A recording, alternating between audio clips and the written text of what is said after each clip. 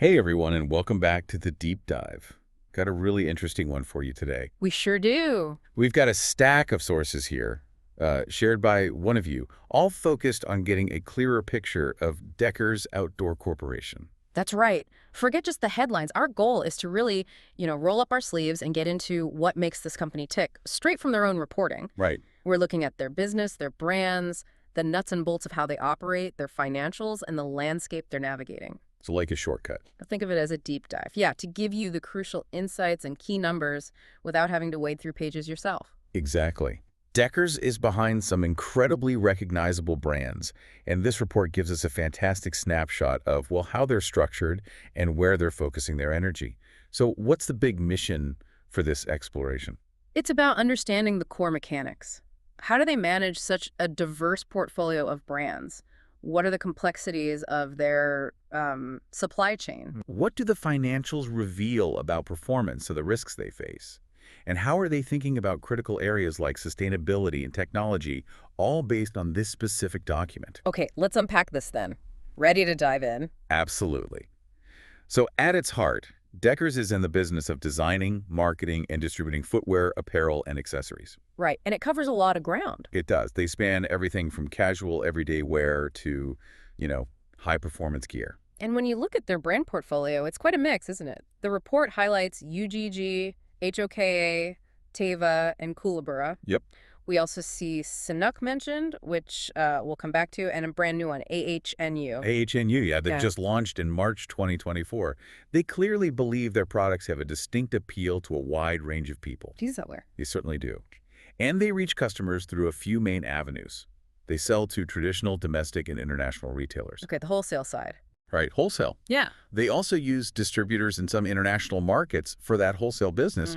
And increasingly, they sell directly to you, the global consumer. Through their own websites and stores. Exactly, through their own e-commerce websites and physical retail stores. That's their direct-to-consumer or DTC channel. It's also notable that they don't actually make the stuff themselves. Correct. They don't own their manufacturing.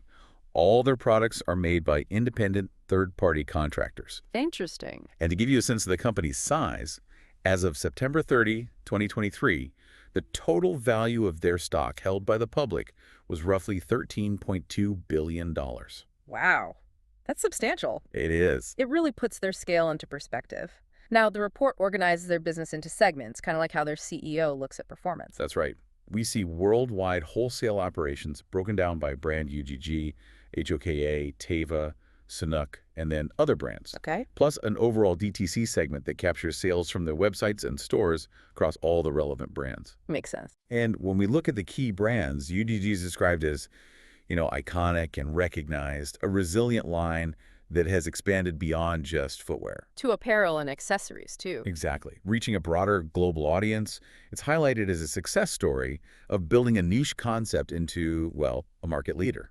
We often think of UG as very seasonal, tied to colder weather. Definitely. But the report points out that HOK, with its focus on year-round performance products, has much more even sales throughout the year. Yeah, that's a key point. As HOKA grows, this helps smooth out the seasonality of the overall business. That's an interesting balancing act for them. It is. Under other brands, the main one is Koolaburra. Okay. This brand focuses on casual fashion footwear using plush materials, positioned to appeal to a value-oriented consumer and kind of complement the UGG line. Got it. And the new one, AHNU. Right, AHNU. Launched in March, designed to blend performance tech with a timeless, everyday style. Both Koolaburra and AHNU are mainly focused on the US and Canada markets right now. One strategic point highlighted is their plan to divest the Sanuk brand. Sell it off. Yes, and this led to an accounting charge, an impairment loss of $8.164 million in fiscal year 2024. Which basically means... Essentially, they had to reduce the value of the Sanuk trademark on their books because its estimated fair value based on lower than expected wholesale results was less than what they were carrying it at. So a signal they're focusing resources elsewhere. Pretty silly. Yeah. Speaking of getting products to people, let's look at how they handle distribution. In the U.S., how does that work? Okay, so their wholesale business uses sales teams, often organized geographically or by account type. Sometimes they have dedicated teams for specific brands serving specialty retailers. And for their direct online orders, the DTC ones. For their DTC online orders here, products ship from their distribution centers or sometimes directly from their retail stores. And they've built up their distribution capacity recently, right? The report mentions that. They have. They manage their own large DC's distribution centers in Moreno Valley, California, and 2 locations now in Mooresville, Indiana. That second Indiana one is new. Yeah, it just became operational in October 2023. These use pretty complex warehouse management systems to keep track of everything. So building for growth. Yes, this domestic expansion is intended to provide long-term capacity for the growth they anticipate, particularly from UGG and HOK. But there are risks with big facilities like that. Absolutely. The report notes risks like system failures, damage, cyber issues, maybe even delays in scaling up. All that could impact their ability to ship products on time. Which could hurt sales or relationships. Exactly. Okay, what about internationally? Internationally, their wholesale distribution involves independent distributors and also company-owned subsidiaries in key regions like Canada, Europe, Asia-Pacific, Latin America. They also have partner retail stores? They do, notably in China. These are owned by third parties, but the sales count towards Decker's wholesale numbers. And the actual distribution centers internationally? Both international wholesale and DTC distribution lean heavily on third-party logistics providers, or 3PLs, for their distribution centers. So they outsource that warehousing piece internationally. Got it. The direct-to-consumer business seems like a huge focus. It clearly is. And the report emphasizes how their e-commerce websites and physical retail stores are designed to work together. It's what they call an omni-channel approach. Meaning They recognize that you, the consumer, might interact with both channels before making a purchase. that makes sense. You might try on a size in a store and then order a different color online, or maybe research online, check inventory at a nearby store, and go pick it up. Precisely. They note a shift toward online shopping and are optimizing their digital marketing to acquire and retain global online customers. So the stores aren't just places to sell things. Exactly. They're not just points of sale. Though selling at retail prices obviously gives them a better profit margin. They also serve as important touch points to showcase products, directly influence the customer experience, build brand loyalty, and improve how efficiently they manage inventory across all channels. What kinds of stores do they have? Their own stores are mainly single-brand concept stores and outlets, mostly for UGG and HOK. Concept stores versus outlets. Right. Concept stores show the main line. They also have flagship stores in major cities. These are premium locations, larger, require more investment. Kind of like brand showrooms. Sort of. Designed to showcase the full range and enhance the brand experience. They aim for neutral profitability themselves, but hope to drive broader brand engagement. Outlet stores, on the other hand, move discontinued or excess inventory, and sometimes made for outlet products. Do they have many stores? Looking at the numbers on that front, as of March 31st, 2024, they operate e-commerce sites in 56 countries and have a total of 164 retail stores globally. That includes 83 concept stores and 81 outlet stores, and 26 of those are specifically HOK stores. Okay, so that's the structure and how they get products out there. What about what happens behind the scenes? Product creation, supply chain management. Right. That's where the complexity really comes into play. Product design and development is a multi-stage process. Teams work closely with product management. Using consumer feedback. Yes, incorporating consumer insights, trend research colors, materials, market analysis. It involves multiple design reviews, creating prototypes, and rigorous testing. Testing for what? For fit, performance, durability. Mm-hmm. Sometimes they use external labs. Yeah. And they look for ways to apply what they learn across their different brands. Trying to get efficiencies. Aiming for innovation and economies of scale, yeah. Throughout this, they're constantly evaluating raw material availability and costs, manufacture capabilities, and hitting target price points. Now, managing inventory with this model, that sounds tricky. It's a significant challenge, the report highlights. Because of the long design and manufacturing process, they have to make decisions about how much to produce many, many months before those products actually sell to you. So they need cash tied up. Exactly. This requires substantial cash up front and can lead to big fluctuations in their working capital, basically, the money needed for day-to-day operations tied up in inventory. It's a balancing act, then. Enough product, but not too much you have to discount heavily. Precisely. They manage inventory by looking at existing orders, forecasting sales for both wholesale and DTC, and meeting customer delivery timelines. They're even investing in a new end-to-end planning system to help with this as they scale. Are they getting better at it? Well, they've been focusing on areas like improving SKU productivity, essentially, how well each specific product style sells, Uh-huh. making smart purchasing decisions, trying to shorten production lead times, and strategically selling off excess inventory through liquidation channels. And has that helped?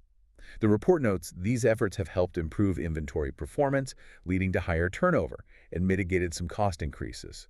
Their total inventories were actually down to $474 million in March 2024, compared to $533 million the previous year. That's a decent drop, though they still sometimes have to write down inventory value. They do. They noted a specific charge related to writing down the value of some inventory in FY 2024, $44.3 million. That represented about 8.5% of their total gross inventory. And that's an estimate they make. Right. It's an estimate valuing inventory at the lower of its cost or what they expect to ultimately sell it for. Okay. Going back to the supply chain, a major point is their dependence on independent manufacturers. Yes, as we mentioned, they don't own the factories, and most of their production is concentrated in Asia, primarily in China and Vietnam. They rely on these manufacturers for quite a bit then. They do. To fund production, maintain capacity, follow Decker's policies, even store goods sometimes, Deckers doesn't have direct control over them. And that concentration in Asia creates specific supply chain risks, doesn't it? It absolutely does. The report mentions potential disruptions from natural disasters, health crises, or geopolitical tensions in those regions. Which could impact everything. It could impact getting materials, manufacturing the products, fulfilling orders on time, or even product quality. They also note a risk if proprietary materials, like specialized shoe molds, are lost or damaged at a manufacturer, causing delays. Adds another layer of complexity. For sure. The report also briefly mentions something called a supplier finance program. What's that? It's a voluntary system. Some of their inventory suppliers can essentially sell the money. Deckers owes them their receivables to financial institutions using an online platform, getting paid faster. Does Deckers get involved in that? Interestingly, the report clarifies Deckers isn't directly involved in those agreements. They have no financial stake, and their obligation to pay the supplier remains exactly the same. So it just shows up on their books. Right. The amounts outstanding under this program, like $3.483 million as of March 31st, 2024, are simply listed within their trade accounts, payable the money they owe suppliers. Okay, let's shift gears to the financials. How are they doing? The report paints a picture of strong performance, actually. Total net sales for the year ending March 34, 2024 were $4.288 billion. And how does that compare? That's a solid 18.2% increase over the previous year. Domestic sales were up 16.8% to $2.864 billion. Okay. While international sales saw even faster growth, increasing 21.1% to $1.424 billion. Yeah. International is now about a third of their total So sales. breaking that down by brand and channel for FY 2024. UGG total sales were $2.239 billion, split pretty evenly between wholesale and DTC. That's still the biggest brand. By far. HOK total sales were $1.807 billion. Wholesale was slightly ahead there, but significantly, HOK's DTC sales grew by almost 40%. 40%. Wow. That really highlights the direct connection they're building with the HOK customer. It absolutely does. Huge growth there.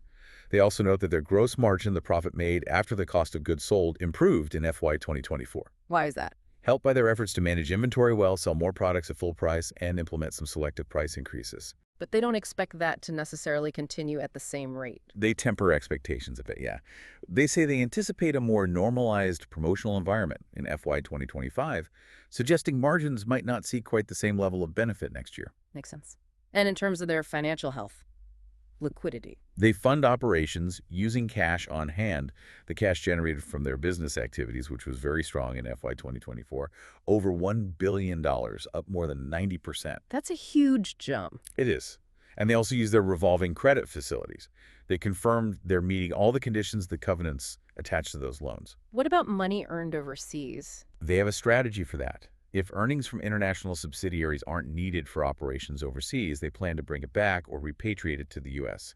This might be subject to U.S. tax, though. Did it do much of that? They repatriated $250 million in FY 2024, which was way up from zero the year before.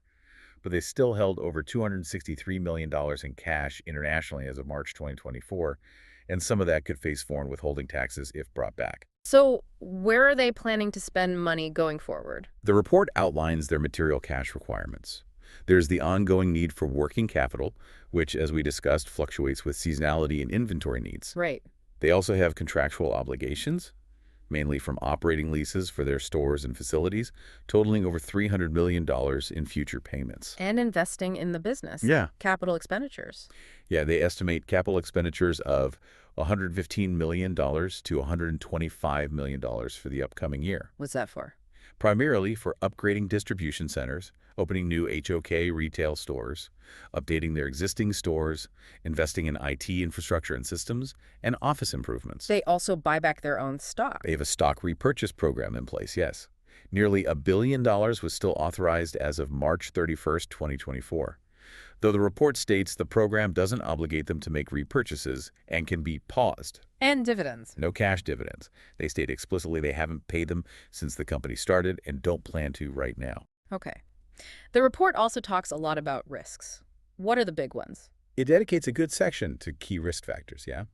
It gives insight into the challenges they see. A big one is just the rapid pace of change in consumer preferences and fashion trends. Hard to predict. Makes it very hard to accurately predict demand, requires them to be very agile to maintain brand loyalty. Global economic conditions must be a factor too. Absolutely.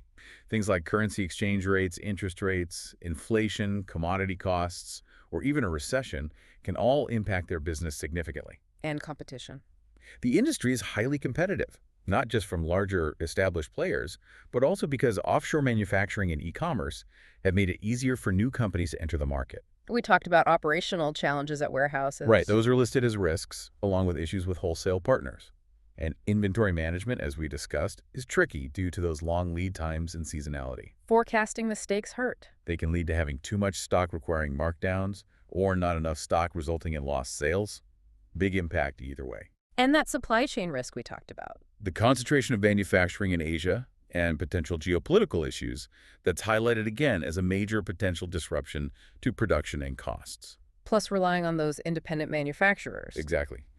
That's a specific risk if those partners struggle, or if unique materials like shoe molds get lost or damaged. Disruptions to their main warehouses could be bad too. Critical risks, yes, could seriously harm the business.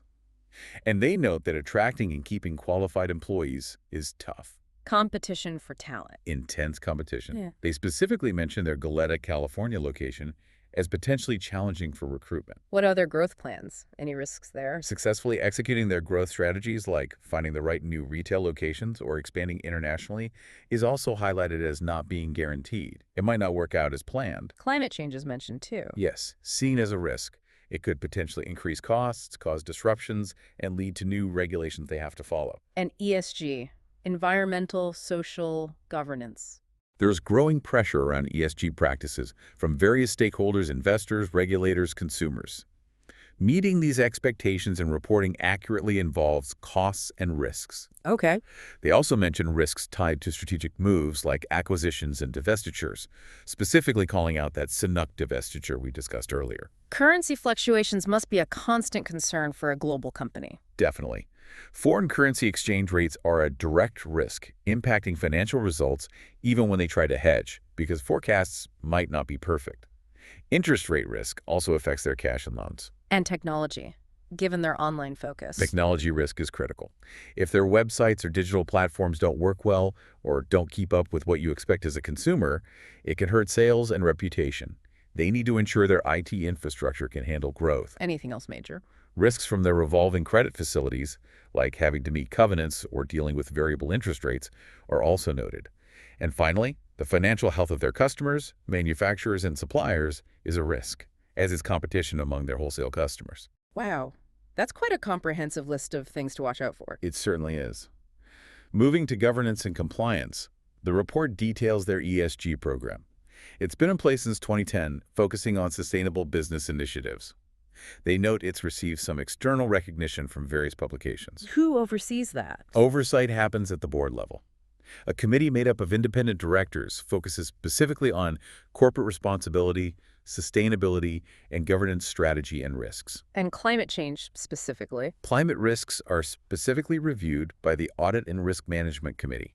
The full board gets regular updates, and the day-to-day program is run by their chief administrative officer with support from cross-functional teams. Do they connect it to anything broader?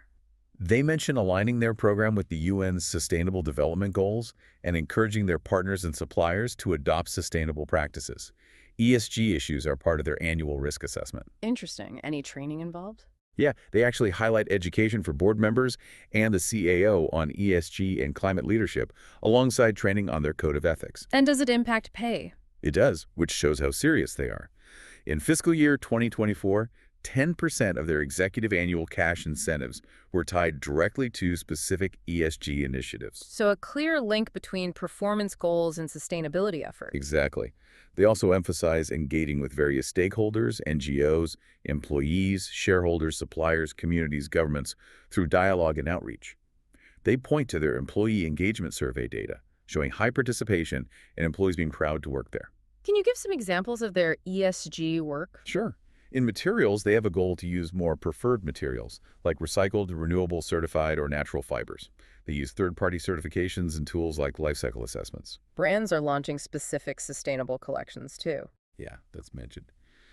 For social initiatives, their DEI efforts focus internally on employees and externally on customers and communities.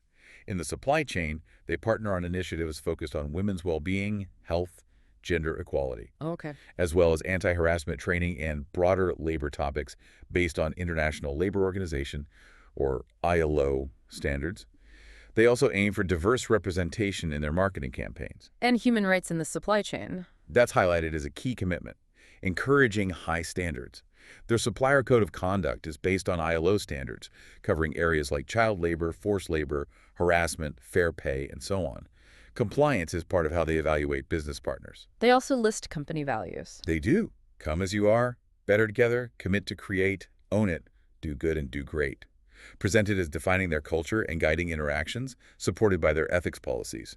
They provide an open-door policy and a confidential hotline for reporting concerns. Any specific diversity numbers? They provide some DEI metrics. As of March 31st, 2024, 60% of their board of directors are from underrepresented communities. 60%, okay. And over 27% of their U.S. director level and above employees are from BIPOC communities, highlighting this as an increase. Got it. What about cybersecurity? That must be huge for them. Described as comprehensive and absolutely critical, it's integrated into their overall risk management strategy. They have a dedicated incident response plan for handling potential incidents. Who leads that effort? The program is led by their Chief Technology Officer, the CTO, and Chief Information Security Officer, the CISO, highlighting their experience. And what does the program involve? Key parts include a dedicated action team, risk assessments based on industry standards like NIST, managing risk from their vendors, conducting penetration tests, and third-party audits. Standard stuff, but important. Right. Using standard tech and processes, controlling access to systems, and conducting annual employee training, including phishing simulations and practice exercises. They also carry cybersecurity insurance. Have they had major issues? While cyber threats haven't materially impacted their business in the past 3 years, they state, as you'd expect, they can't guarantee this won't happen in the future. And who oversees this at the board level? Oversight for cybersecurity risk comes from the Audit Committee. The CTO and CSO provide quarterly updates to that committee and annual updates to the full board. Significant incidents would be escalated. Okay. The report also touches on internal controls. Yes, noting that management, including their principal executive officer and principal financial officer, assess their financial reporting controls and find them effective at a reasonable assurance level. The independent auditors also gave them a clean opinion on the effectiveness of these controls. What about accounting judgments? Estimates. Right. Preparing financials involves what are called critical accounting policies and estimates, areas where they need to make significant judgments. The report specifically points to estimates like inventory write-downs, allowances for things like customer returns and chargebacks, and assessing if asset values are impaired. And they factor in the economy. They explicitly say they factor in macroeconomic conditions when making these estimates. Can you give an example? A specific one is the sales return liability. They set aside reserves for anticipated returns based on historical data, recent trends, and known returns. How long do they accept returns? Generally 30 to 90 days for cash or credit, and up to a year for damaged items. As of March 31st, 2024, they estimated this liability at 6.9% of wholesale sales and 4.3% of DTC Oh, sales. look. Any other financial risks mentioned? They also mentioned market risk exposure related to things like commodity prices, foreign currency, and interest rates. They use hedging strategies for currency risk, but acknowledge those forecasts aren't always perfect, and interest rate changes affect their cash and credit facilities. Wow, that really was a comprehensive look inside Decker's Outdoor Corporation. We've seen the blend of, heritage with UTG and that rapid growth with HOKA, Yeah. the strategic importance of their direct connection with you through DTC, and the complex global network that supports it all. Absolutely. It's fascinating to see how they're managing this multi-brand strategy, navigating everything from long lead times and supply chain concentration Hmm. to the increasing expectations around ESG and the ever-present digital risks. Right. It's a complex operation just getting those distinctive products onto your feet. It really is. And it's clear they're actively investing in key areas like distribution capacity, IT systems, the DTC experience, all while keeping a close eye on global economic shifts and those rapidly changing consumer tastes. It's a constant dance between growth and managing risk. Definitely. This raises an important question, though. Given the strong growth, particularly in HOK and DTC, and their stated commitments to ESG, how will they balance the need for continued rapid expansion with the significant investments required? Investments in resilient supply chains, technology, and those corporate responsibility initiatives in the coming years. Hmm. It's definitely something to consider as you see their brands out in the world. How do they prioritize? That's a really insightful point to leave you with. Thanks for joining us on this deep dive, and a huge thank you for sharing the source material that made this possible. My pleasure. We hope you feel much better informed about Decker's Outdoor Corporation now. Indeed. We love digging into these documents. Keep the sources coming. We do. We'll be back soon with another deep dive.